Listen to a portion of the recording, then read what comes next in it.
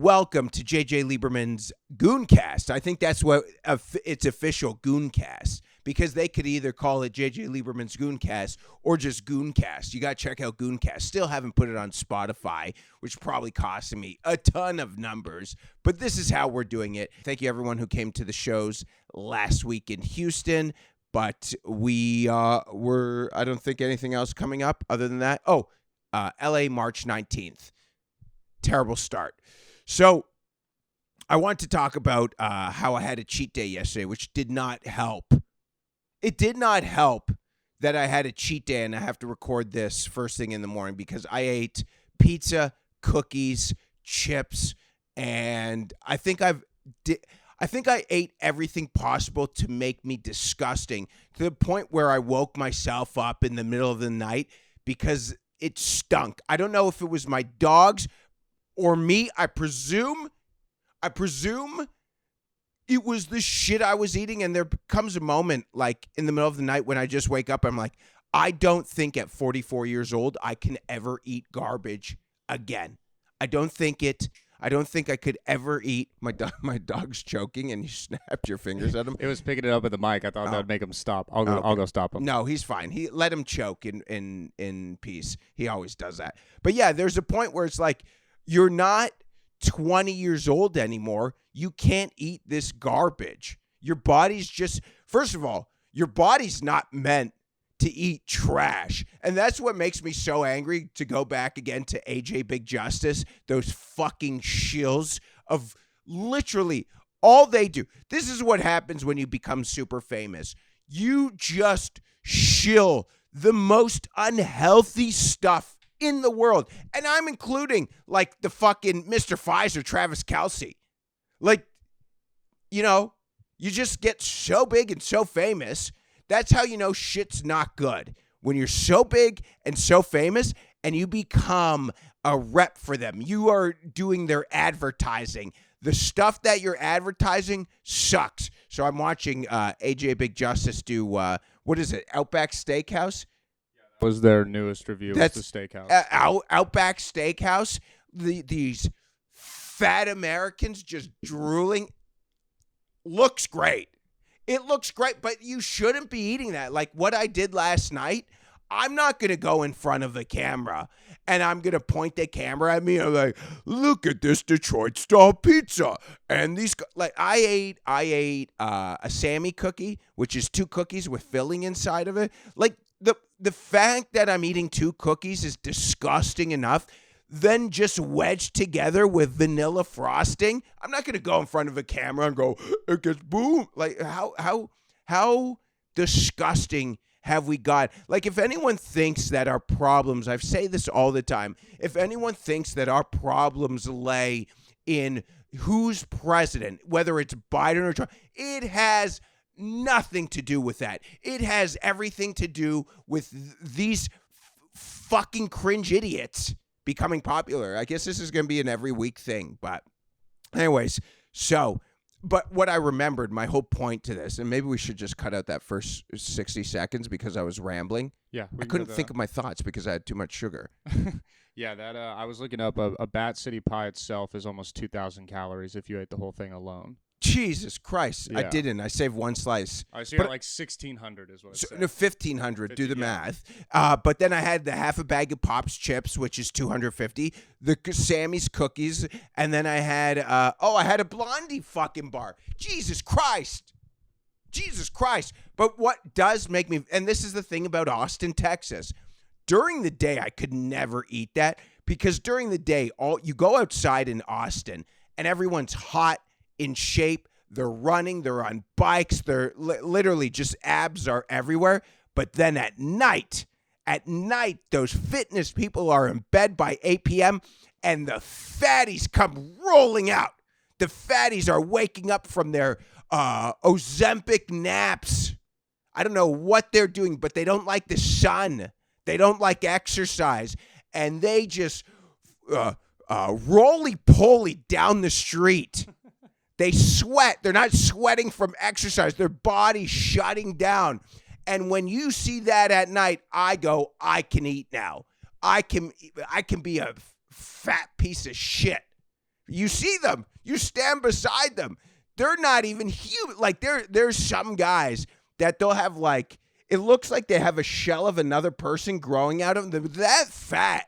They have a whole body and then the shell, like it even on the back of the neck. Have you ever seen that where it like curves? Yeah, they're like all muscle somehow, like not an ounce of fat. Yeah, Roll. Yeah, thing. the boiler that's like, it's so, I don't know what that. It's a beer boiler. It's a beer drinkers get it where but it's hard. Like you could touch it and it's hard. But so when I see that, I'm like, I can eat 4,000 calories right now. But then today I'm like in pain. You know, I said, like, I literally woke myself out, woke myself up from flatulations. I like to blame my dog, but we know the truth. I remember my stepfather who had a bad diet. And I have to be very careful about talking about my stepfather on the podcast because, one, he's dead. And two, my stepbrother and my multiple stepbrothers who I haven't spoken to in 20 years. Anytime I bring up their side of the family, they'll reach out to me. It's crazy. Like my brother, who I haven't spoken to in 25 years, has no idea what I'm doing. The only time previously to him reaching out to me is because I once pawned off a gold chain. I was telling a story like I was in baseball and I was in Sioux City, Iowa, and I had no money left because I lost it all on the riverboat casino, Sioux City or Sioux Falls, one of those dumps of America. And I lost my gold chain, or I pawned my gold chain in a pawn shop because I lost all my money on a riverboat casino. And I wanted to play poker the next night, and I lost all that money. So my stepfather gave me this gold chain, and he was dead. And I was like, I need money. So at the end of the day, what's more important right now? My relationship, look, the guy was great to me as I was growing up, but I needed money right now. I couldn't ask him. I couldn't say to him, can I get $40 right now? I need $40 to what I said was eat the rest of the week. But I went back to the Riverboat Casino and lost that $40 playing 1-2 no limit poker. But yeah, so, you know, when I told that story, my stepbrother, who I don't even think's a stepbrother anymore because my parents separated, reached out to me and was like, I don't appreciate you telling that story on your podcast, which nobody watches, first of all. I don't even know how he got it. I was like, you've never, longer than 20, we haven't spoken in 30. The only time we ever spoke was I was doing shows in New York City when I was starting out comedy. And he reached out to me because I posted on Facebook that in New York doing shows, he's like, why don't you take the train to Connecticut to see us? Let me tell you something. I'm in New York City for the first time for 5 days doing stand-up comedy. There's two things I want to do. I'm 30-something years old. I want to do stand-up comedy, and then when I'm not on stage, I want to put my dick in people's holes. That's it. I don't want to see a guy who hasn't reached out to me and go, why don't you take the train and see me do some fucking comedy? Anyways, my stepfather had really bad gas. That was the whole point. And I remember walking into the room, and that was the smell I had, and I'm like, I'm that old now. So, anyways, we have to go sweat this out today. But other than that, I don't think that was, I don't know. I think that was kind of inappropriate to reach out to me. Then the other thing I wanted to say, I don't know if you've seen this, the Andrew Tate. Did you watch? I didn't watch like the doc, but I've been reading the articles about how he's coming back, and they basically Trump pardoned him for his trafficking charges in Romania. Correct? Did you see that? Yeah. That's recently? Yeah, that like just happened. Like a photo just came out of him today. Within this week, it happened. Okay, so here's the thing. Check it out. Okay, by the way, next time I'm going to have a list. I have all the things I want to talk about, and then I forget it, and then I remember it. But I'm gonna be more professional. Yeah, Andrew Tates and Jews.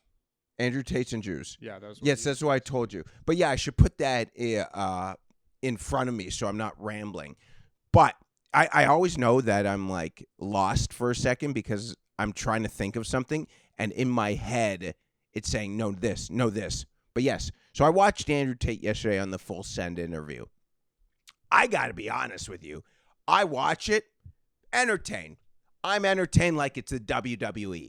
And there are things that he'll say, and maybe this gets me in trouble or loses a following. Like, I'll watch Andrew Tate. So let me backtrack. There's certain people I respect that will hate on Andrew Tate. And I'm like, man, maybe I'm wrong. Like, Dave Portnoy doesn't like Andrew Tate, right? Yeah. Dave Portnoy called out Andrew Tate. And I'm a big Dave Portnoy guy. Like, if I saw Portnoy, I'd fist bump him. El Prez walked past. You know, I'm like excited. But he called out Andrew Tate, right? So here's my thing about Andrew Tate. And I just asked, I have a lot of buddies in comedy. I didn't need to say that. A lot of younger comics I talk to. And one of them, who is in New York, very funny. He was on Wild and Out. And I reached out to him yesterday. And I was like, what's your views on Andrew Tate? He's like, he goes, nah, dog, not my cup of tea. I'm like, really? Why? He's like, man, he says some real nasty shit about women. And I love my mom. I'm like, okay, so like I see it from that. But now, here's my thing, because I watch full interviews with this guy. Are people basing their opinion similar to how the people hate Rogan? Are people basing their opinion on Andrew Tate just based off the clips they say? Because sometimes Andrew Tate, like if you watch a full interview, he'll go on these crazy rants and he'll say stuff about women and some stuff about Jews. But if you take a 30-second clip of that, it's real bad. But if you watch the whole thing, now I don't agree with everything he says, and am I saying that just because if people come after me, if I ever become famous, I could say I don't agree with everything he says? Absolutely. But some of the stuff he says is like really insightful. Like, it's not, he doesn't have all bad takes. He doesn't have all great takes, but I do think he has better takes than not takes. Anyways, you want to chime in on the Trump stuff? I agree with you. I also just think that it's like, I'm with you. No one's basing their opinion off this, and if they are, they're so dumb. It's off Andrew Tate, like off every word he says. I think it's like some people go, oh yeah, there's good points, and people like ironically listen to it or joke.